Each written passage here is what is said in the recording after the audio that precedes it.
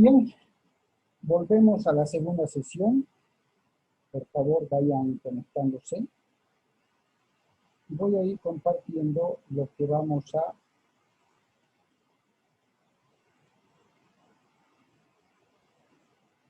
ver en este. ¿Ya? Entonces, para realizar un contraste de lo que les acabo de explicar, para que ustedes puedan diferenciar,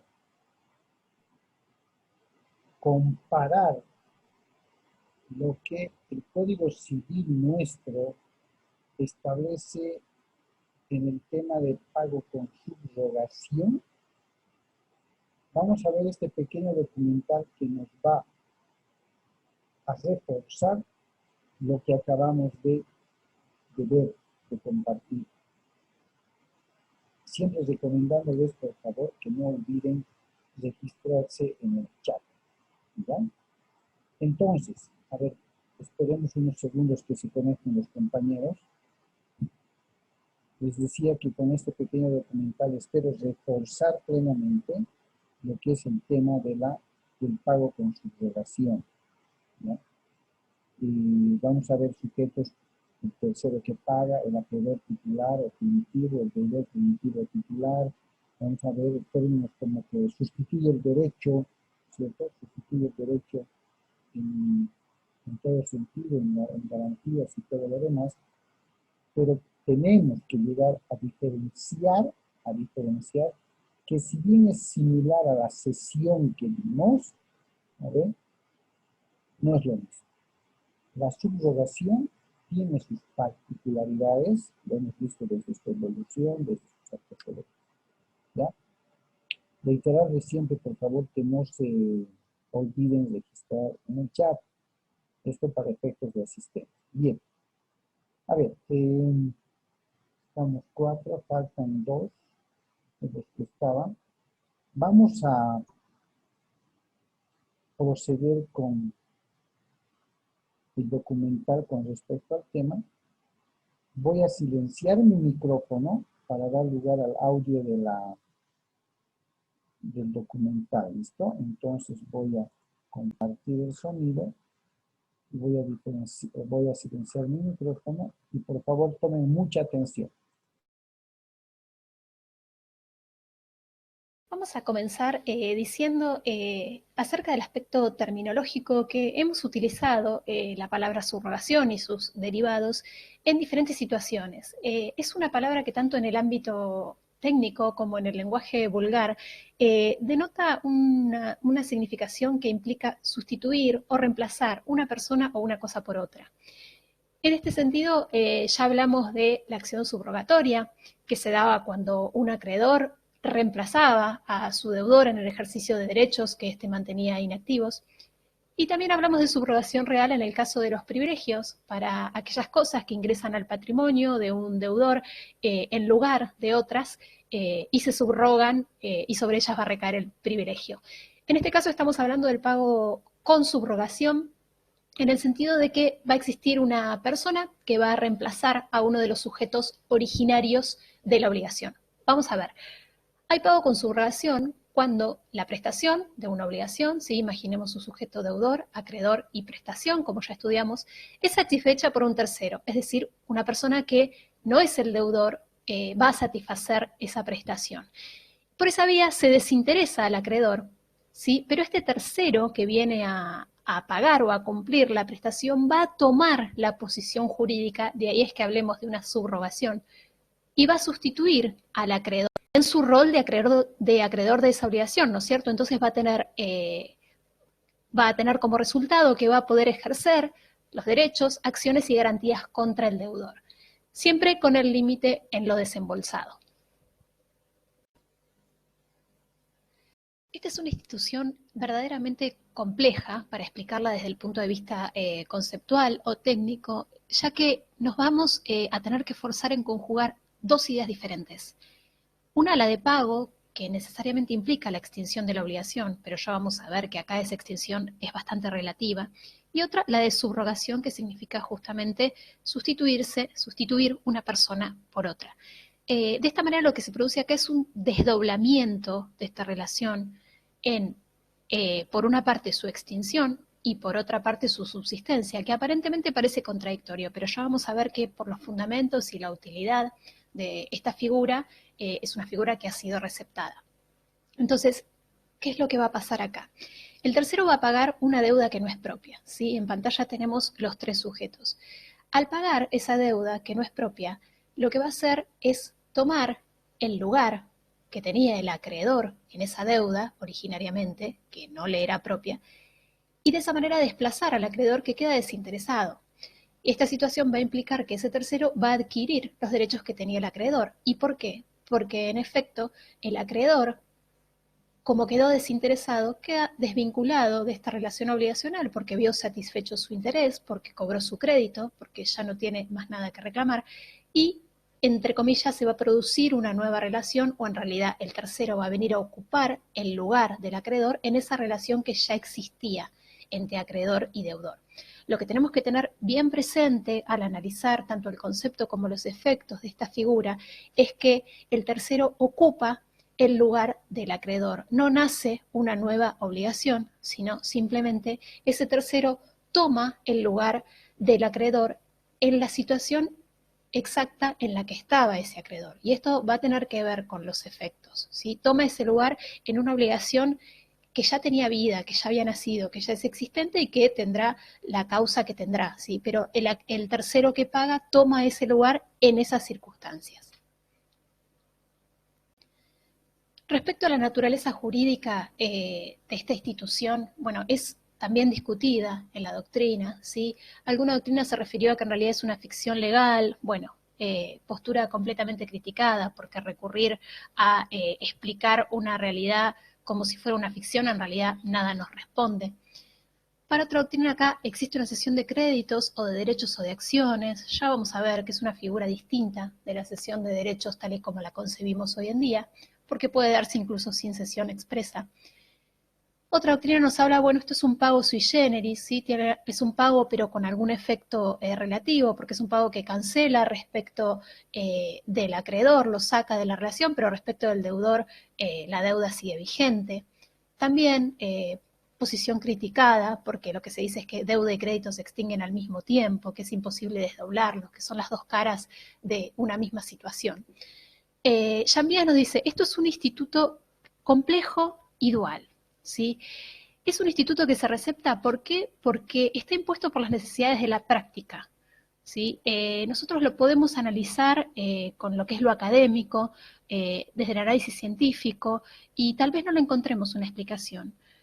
Por eso, lo que tenemos que hacer es no tratar de encasillarla o pretender reducirla a alguna de las características que nosotros conocemos de nuestro esquema técnico. Lo mejor es concebirlo fluidamente tal y como es, ¿sí? Porque en efecto es una situación que en la práctica resulta atendible, resulta valorable y resulta de utilidad.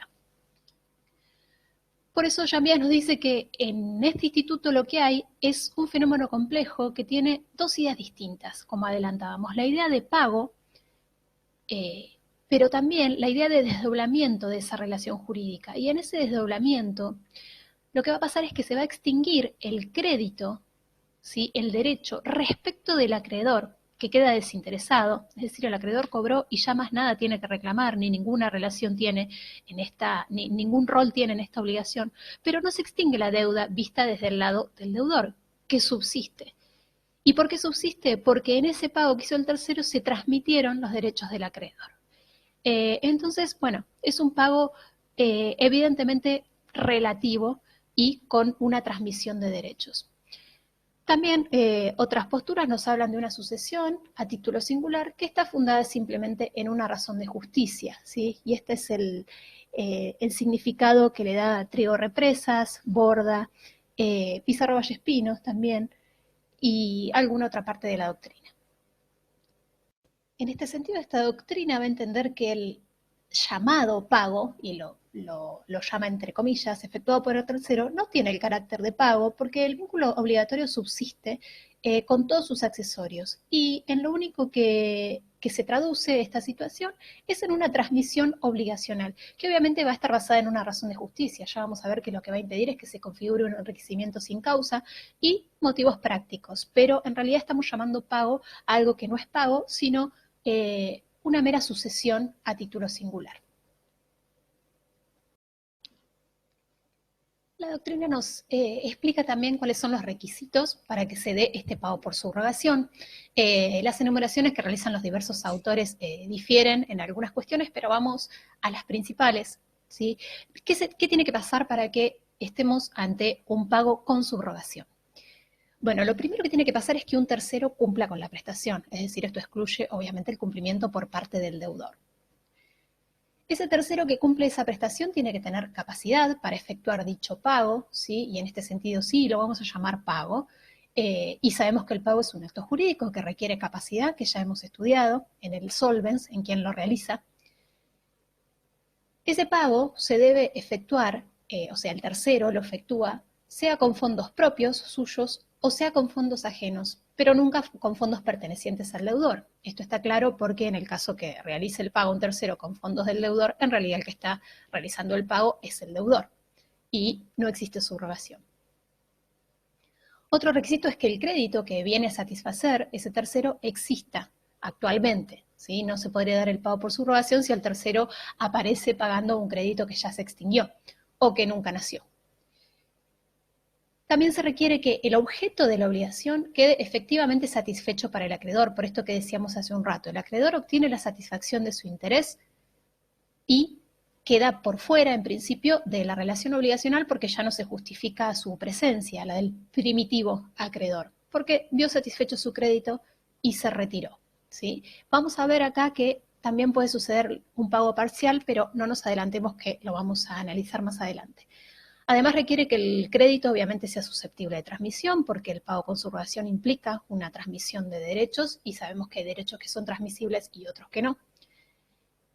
Un requisito muy importante también que se menciona es la ausencia de ánimo de liberar al deudor en el solvens, es decir, quien paga no está efectuando un acto de liberalidad, no quiere beneficiar al verdadero deudor con un acto de liberalidad, sino que tiene ánimo de conservar ese crédito, es decir, de obtener nuevamente los fondos con los que pagó, no quiere beneficiar al verdadero deudor. Y además requiere que la transmisión de los derechos se realice a partir del pago y en la medida del desembolso. Es decir, no se puede realizar con posterioridad porque no se puede transmitir un derecho que se extinguió con el pago, con lo cual el pago con subrogación nos va a exigir que esa transmisión se realice en el momento del pago o antes, y siempre en la medida del desembolso, es decir, en la medida en lo que desembolsó ese tercero que cumplió con la prestación. Ese es el límite con el cual se va a dar la subrogación en los derechos del acreedor.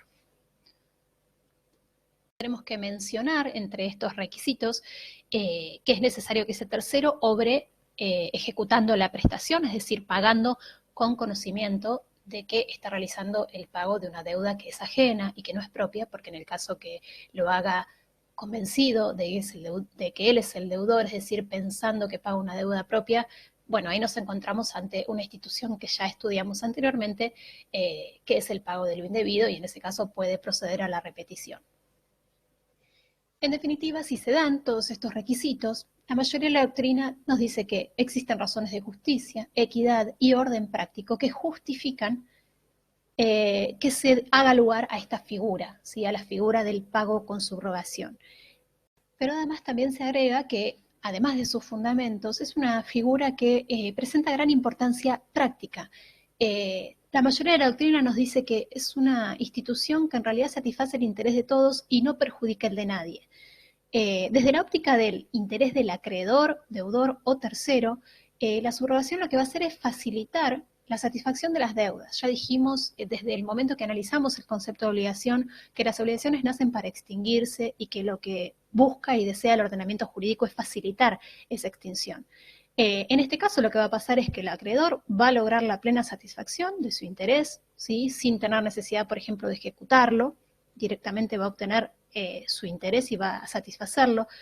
El deudor no se va a perjudicar porque su situación no varía es decir, debe lo que debe a una persona o al otro, y es más, también puede suceder que en este pago con subrogación puede quedar obligado frente a otro acreedor que le convenga más porque sea más comprensivo, más tolerante o con el cual pueda tener otro tipo de predisposición o incluso renegociar las condiciones de cumplimiento. Y el tercero que paga, obviamente que va a ingresar en esta relación obligacional, pero lo va a hacer en exactamente la misma posición que el acreedor originario, con lo cual va a estar habilitado para recuperar el desembolso que efectuó, la erogación que efectuó, y se va a poder valer de todos los derechos y garantías frente al deudor.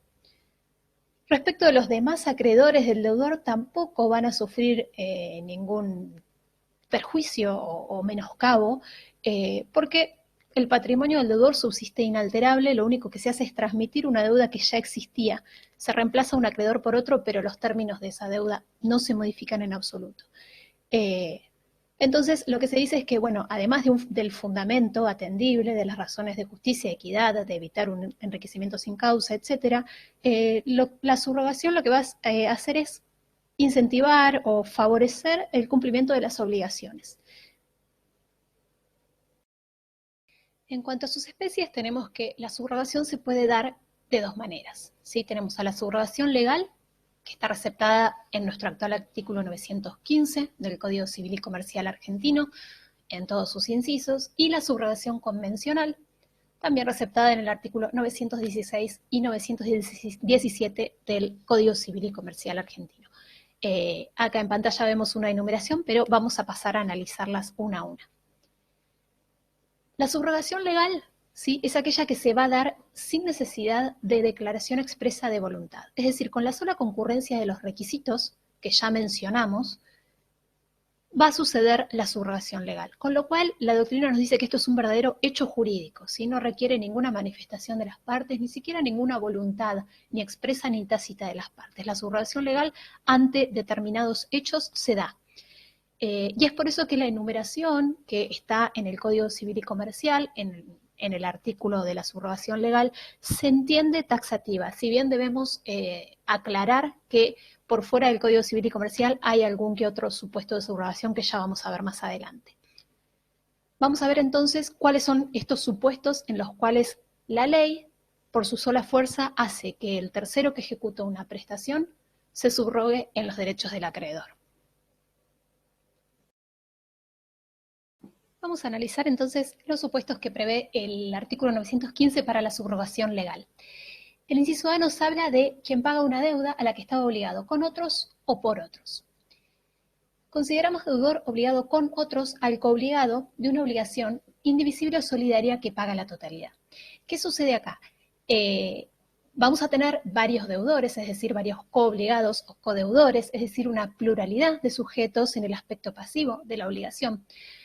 Pero uno de ellos va a cumplir la prestación en un todo, sea porque el objeto es indivisible y no permite dividirlo para cumplir su parte, o sea porque la obligación es solidaria y así se impone que ante el requerimiento del acreedor, a cualquiera de los deudores, este tiene que pagar el total. Eso no significa que ese coobligado o codeudor tenga que soportar el pago del total en su patrimonio, con lo cual se subroga en los derechos del acreedor por la parte que les corresponda pagar a los demás.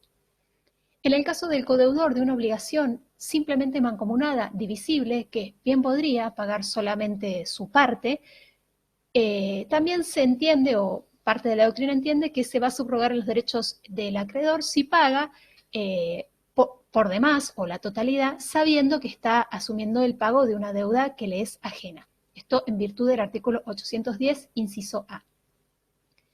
Y vamos a considerar deudores obligados por otros al fiador simple, al cofiador y a un sujeto a una persona que se encuentre sujeta a una cláusula penal a la cual se haya sujetado para garantizar la deuda de otro.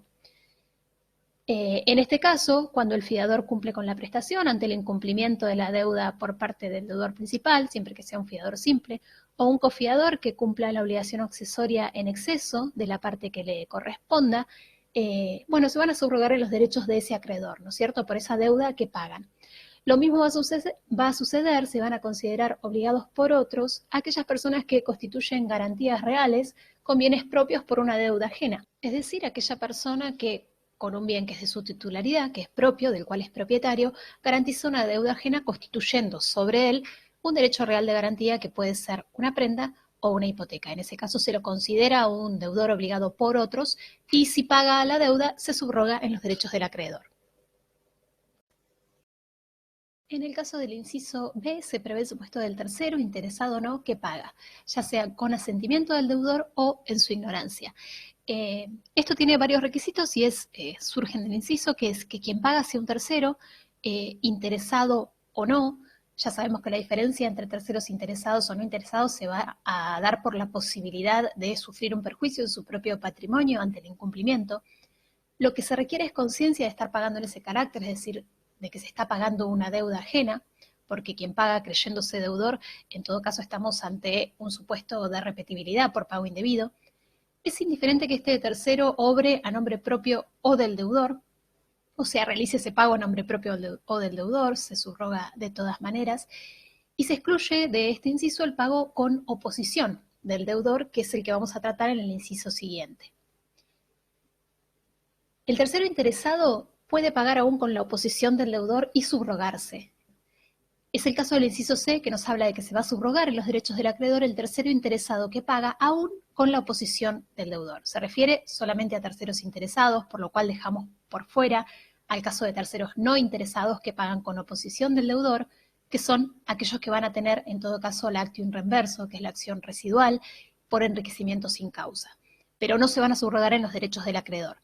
Y el hecho de que el tercero interesado que paga con oposición del deudor se pueda subrogar en los derechos del acreedor se justifica en la presencia del ius solvendi y justamente también en el fundamento de que es un tercero que está interesado en el pago de la deuda porque su no pago le puede acarrear algún perjuicio. Entonces no se le niega la posibilidad de subrogarse en los derechos del acreedor. De este modo tenemos entonces que la subrogación legal se transforma en una regla general cuando existe un pago por tercero, quedando solamente excluido el caso del tercero no interesado cuando paga contra la voluntad del deudor. El último supuesto que prevé el inciso es que prevé el artículo, es el del inciso D, que nos habla del heredero con responsabilidad limitada que paga con fondos propios una deuda del causante. En este caso vamos a tener un heredero que va a haber aceptado la herencia con beneficio de inventario, con lo cual limitó su responsabilidad hasta el límite de los bienes que recibió y además no se produce una confusión entre el patrimonio suyo del heredero con el del causante. De allí que si realiza un pago de una deuda del causante con fondos propios, siendo que, volvemos a repetir, los patrimonios no se confunden, está asumiendo con fondos propios la deuda de un tercero y por lo tanto se subroga en los derechos del acreedor. El concepto de deuda, pagar con fondos propios una deuda del causante, la mayoría de la doctrina dice que debe interpretarse en sentido amplio, incluyendo el pago de cargas de la sucesión, inclusive incluyendo el pago de legados, es decir, un heredero que asuma con sus propios fondos la cancelación de un legado, luego se subroga en los derechos de ese acreedor, es decir, del legatario. Otro caso de subrogación legal que está por fuera del Código Civil y Comercial, lo encontramos en la Ley de Seguros, en su artículo 80, nos establece que los derechos que correspondan al asegurado contra un tercero, en razón de un siniestro, se van a transferir al asegurador hasta el monto de la indemnización abonada. En este caso va a haber sucedido que el asegurador, en cumplimiento del contrato de seguro de responsabilidad civil, tiene que indemnizar a su asegurado, pero los daños y perjuicios habrán sido causados por un tercero. Subrogación legal dijimos que teníamos la subrogación convencional, que puede ser realizada tanto por el acreedor como por el deudor. En el caso de la subrogación por el acreedor está prevista en el artículo 916, que nos dice que el acreedor puede subrogar en sus derechos al tercero que paga. Al hablar de puede, obviamente estamos hablando de una potestad, de una facultad, o sea que es una opción que tiene ese acreedor, y lo puede subrogar expresamente. ¿Sí? Para que suceda la subrogación por el acreedor se requiere una convención expresa en este sentido. Esta convención tiene que estar realizada, por supuesto, con anterioridad al pago o en forma simultánea, ya que el acreedor no puede subrogar a nadie en su lugar por un derecho que ya se extinguió por el pago. Además, respecto de su forma, la mayoría de la doctrina sostiene que tiene que realizarse por escrito. En este sentido, Vélez, en el Código de Vélez se preveía que se le aplicaban las normas de la cesión de crédito. No es así en nuestro actual Código Civil y Comercial, pero lo cierto es que lo más frecuente y lo más conveniente es que se haga por escrito, sea en el recibo de pago o por instrumento separado. Sin embargo, no debemos dejar de mencionar que parte de la doctrina, al tratarse de una convención, le aplica las formas que rigen los contratos, en los cuales la regla es la libertad de formas. Para el caso de subrogación por el acreedor, es decir, que el acreedor expresamente y de manera facultativa subrogue al tercero en sus derechos, se requiere una notificación al deudor. Esta notificación no implica pedirle una conformidad, ni mucho menos, sino simplemente anoticiarlo justamente de que el acreedor subrogó a otra persona en sus derechos. Esto para que produzca efectos respecto de ese acreedor. Para que el acto tenga efectos respecto de terceros, como cualquier otro, deberá realizarse por acto auténtico. Y esta es una operación o una convención jurídica que no debe confundirse con la cesión de créditos, con la cual tiene diferencias esenciales que vamos a estudiar más adelante. La subrogación convencional, por último, también puede tener lugar a instancias del deudor. La llamamos subrogación por el deudor. Y se va a dar en el caso del deudor que paga a su acreedor la deuda, pero con fondos de terceros que le han prestado, que un tercero le ha prestado. Puede subrogar al prestamista, es decir, a quien le prestó el dinero, en los derechos de su acreedor originario. Y para que esto suceda, la norma tiene requisitos. El primero es que tanto el préstamo que el tercero da al deudor, como el pago que el deudor hacia su verdadero acreedor, consten en instrumentos con fecha cierta anterior. Esto es a los efectos de evitar fraude respecto de los demás acreedores.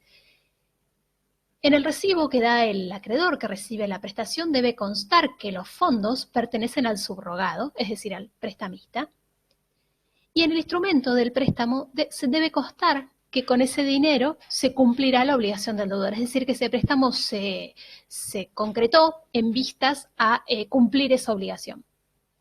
Esta figura de la subrogación por el deudor ha sido criticada porque se dice que cómo va el deudor a subrogar a alguien en derechos que no tiene. Recordemos que el derecho de cobrar es del acreedor.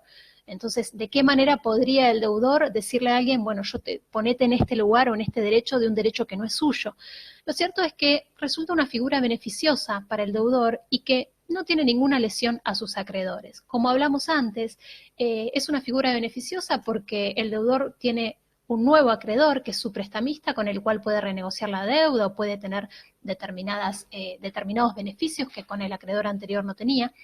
La lesión a los demás acreedores no se produce porque quien se subroga adquiere la deuda o toma el lugar del acreedor originario tal y como estaba, sin ninguna modificación ni ninguna extensión, con lo cual para los demás acreedores es exactamente lo mismo. Y respecto del acreedor primario, lo que le permite es cobrar su deuda sin tener que recurrir a la ejecución, ¿sí? Sino directamente él cobra su deuda, ve satisfecho su interés y nada mejor para ese acreedor que desentenderse de esa obligación, recibiendo la prestación que se le debe. Entonces es una figura que resulta beneficiosa más allá de alguna crítica que hace al sentido teórico. Esta subrogación por el deudor también requiere configuración expresa y, como decimos, requiere fecha cierta, constancia sobre la propiedad de los fondos y constancia en el préstamo acerca de que con ese dinero se va a cumplir la obligación del deudor. Bien, ¿cuáles son los efectos entonces del pago con subrogación, sea subrogación legal o convencional, por el deudor o por el acreedor? Podemos decir que el pago con subrogación produce la transmisión del crédito al subrogante. El subrogante se pone en el lugar, reemplaza al acreedor primitivo y recibe el crédito tal y como está. Esto incluye todos los derechos del antiguo acreedor, es decir, la totalidad de las prerrogativas, las facultades que sean propias de ese derecho de crédito. Entre ellos, por ejemplo, puede existir un privilegio, puede estar dando vueltas la garantía de evicción, puede incluir intereses, recibe el derecho tal y como está y en toda su extensión, en principio.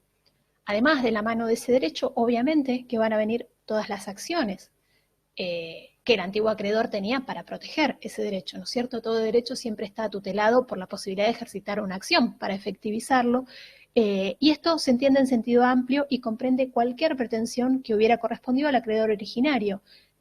Puede incluir la pretensión de promover una acción revocatoria, de articular una ejecución individual o colectiva, rescindir un contrato, etc. Y además se van a transmitir todos los accesorios del crédito, tales como garantías, sean personales o sean reales. Puede haber hipotecas, prendas, fianzas, derecho de retención, etcétera, y todo eso en principio se va a transmitir con el crédito. Existen limitaciones al principio general. Obviamente tenemos que dar por hecho, por principios generales del derecho, que no se transmiten el ejercicio de facultades que sean inherentes a la persona. Pero además tenemos límites en el artículo 919 y 920. El primer límite en el inciso A nos dice que el subrogado solo puede ejercer el derecho transferido hasta el valor de lo pagado. Esto no implica ninguna restricción, sino que es de toda razonabilidad, porque este es un instituto que está separado de cualquier intención especulativa. ¿Sí? Lo que va a tener el tercero que se subroga es derecho al recupero de lo efectivamente desembolsado. Esto también tiene que ver con el caso del pago parcial que ya vamos a ver. Y esta es una de las diferencias que vamos a ver en un rato que existen con la cesión de créditos. El inciso B nos dice que tratándose de una obligación que tenga sujeto plural, ¿se acuerdan que vimos el que está obligado con otros? El subrogante solo va a poder reclamar a los demás codeudores la parte que a cada uno de ellos corresponde cumplir, ¿no es cierto? Porque va a haber una persona que pagó de manera completa una obligación a la que estaba obligado con otros. Bueno, es probable que en ese total de lo que pagó también haya una parte que le correspondía asumir a él mismo. Entonces se va a subrogar en los derechos contra los demás en la medida en que a cada uno de ellos le corresponde cumplir. Y el inciso C nos dice que la subrogación convencional puede quedar limitada a ciertos derechos o acciones. ¿Sí? Al ser una subrogación convencional y existir el ejercicio de la autonomía, de la voluntad y en principio de la libertad, porque estamos en el ámbito de derechos patrimoniales y disponibles, nada impide que las partes circunscriban, digamos, esa transmisión a ciertos derechos o acciones, excluyendo algunos otros. Por último, puede suceder que el pago sea parcial. En ese caso, el tercero que pagó y el acreedor originario, que va a tener una parte sin pagar de su deuda, van a concurrir proporcionalmente frente al deudor. ¿Sí? En este caso, va a tener importancia, digamos, o este supuesto va a tener importancia en el caso de que exista insolvencia del deudor originario y concurra un tercero a pagar y pague solamente una parte. Bueno, el acreedor originario quedará equiparado o en la misma situación que el subrogante, cada uno por su parte. Y van a concurrir a prorrata si es que los bienes del deudor son insuficientes para pagar ambas deudas. Esta situación. Bien, chicos. Ahora espero dudas, aclaraciones, comentarios. Si han sido muy minuciosos en la atención con el documental, es una catedrática de la universidad que utiliza el Código Civil argentino y que si hacemos una comparación con los preceptos que tiene el nuestro con relación al pago con subrogación, prácticamente, como la diferencia de numeración de artículos viene a ser casi el mismo. De ahí que se dice que la influencia del código argentino, francés, italiano en nuestro código es casi total. Bien, creo que el documental prácticamente ha reiterado lo que en la clase de la primera sesión hemos visto. ¿Tienen alguna duda con respecto al pago con subrogación?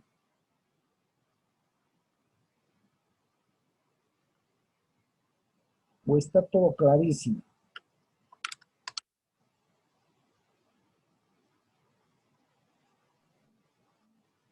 Sí, doctor.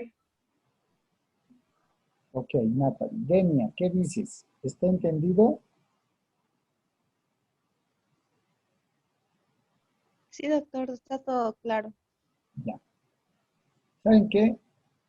El manual de consulta es nuestro código civil de principio. Básicamente, lo que quiero y me interesa que entiendan. Por eso elegí ese documental, porque en términos técnicos, en la posición y el orden de las figuras, de la subrogación legal, de la convencional, prácticamente es lo que nuestro código dispone. ¿Qué me interesa? Como un resumen o síntesis. Por subrogación entendemos sustitución o reemplazo. Pago con subrogación, pago con sustitución o pago con reemplazo. La figura central de esta subrogación, si se han dado cuenta, es un tercero. Un tercero que paga la obligación que le corresponde al deudor a favor del acreedor. Y al pagar, ¿sí?, se transmite todos los derechos y garantías que tenía el acreedor principal, el acreedor titular, le pasa a este tercero. El acreedor principal o titular sale de la relación jurídica y se queda este tercero como un nuevo acreedor en las mismas condiciones en que se pactó la obligación con el acreedor principal. Ojo, que para ello se hace un documento, una escritura pública de pago con subrogación hecha por el acreedor. El acreedor recibe el pago de un tercero, sale de la relación jurídica, este tercero queda como un nuevo deudor, pero bajo las mismas condiciones en que la obligación fue constituida con el deudor.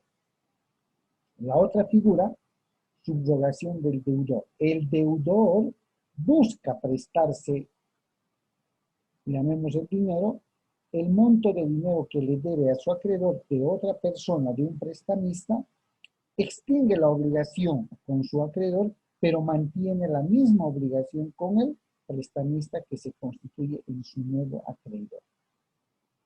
Básicamente es eso.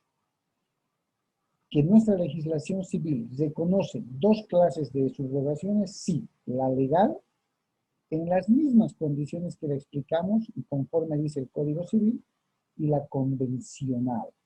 Dentro de la convencional está la subrogación hecha por el acreedor y la subrogación hecha por el deudor. Básicamente, chicos, eso es pagar por medio de un tercero que se va a sustituir en los derechos y en las garantías del acreedor principal. O pagar la obligación por parte del deudor con un dinero, si vale el término, adquirido de un prestamista, extinguiendo la obligación con su acreedor principal y manteniendo una obligación con el prestamista que le ha dado el dinero.